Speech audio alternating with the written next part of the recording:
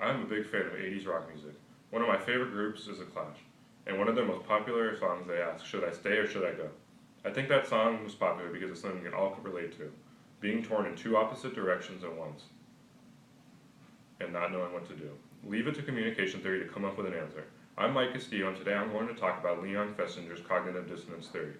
According to the author of our book, M. Griffin, cognitive dissonance is a state of mental distress that is caused when we are conflicted by two opposing beliefs or desire for two opposing actions. According to the theory, human beings are wired to seek consistency in our thoughts and actions. It's hard for us to hold two conflicting beliefs. When we try, it upsets us and causes us lots of anxiety.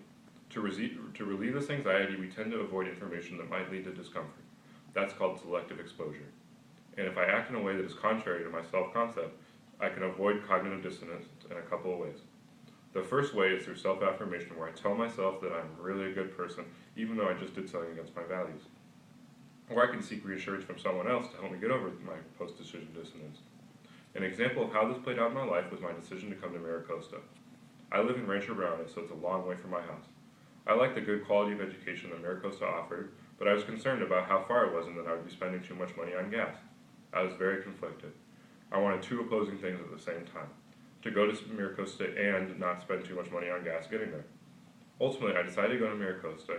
I got over my post-decision dissonance by getting a job where I could work more hours. That made gas money less of an issue. In this case, I adjusted my behavior, which opened up new options for me and helped me work through the conflict. This is an example of cognitive dissonance theory at work. My conflicting desires were upsetting to me, just like the theory says. I made a decision but had post-decision dissonance, wondering if I had made the decision and how I was going to make it work. Then I acted by getting a job with more hours, which made the conflict less of a problem.